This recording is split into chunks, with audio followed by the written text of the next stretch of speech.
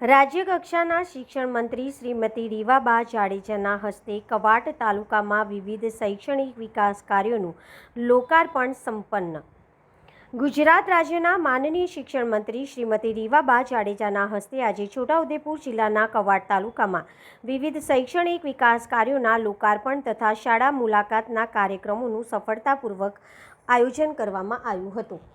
કાર્યક્રમની શરૂઆત માનુકલા ફળિયા આંબાડુંગર પ્રાથમિક શાળા ખાતે સ્માર્ટ કન્ટેનર શાળાના લોકાર્પણથી થઈ હતી. ત્યારબાદ આમલાપાણી હાફેશ્વર પ્રાથમિક શાળા ખાતે સ્માર્ટ કન્ટેનર શાળાનું લોકાર્પણ કરવામાં આવ્યું હતું.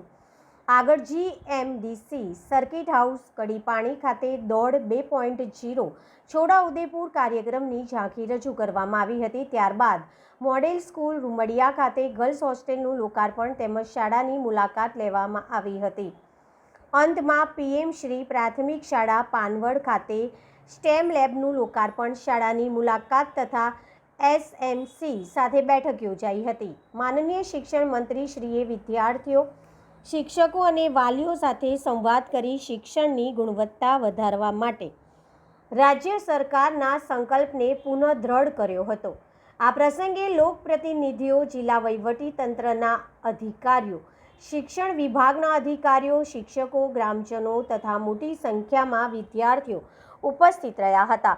પ્રાથમિક શૈક્ષણિક મહાસંઘ છોટાઉદેપુર તરફથી માનનીય શિક્ષણ મંત્રીનું હાર્દિક સ્વાગત કરવામાં આવ્યું હતું. મહાસંઘના હોદ્દેદારો અને કાર્યકરોએ શુભેચ્છા મુલાકાત લઈ શિક્ષણ ક્ષેત્રના વિવિધ મુદ્દાઓ અંગે રચનાત્મક ચર્ચા પણ કરી હતી.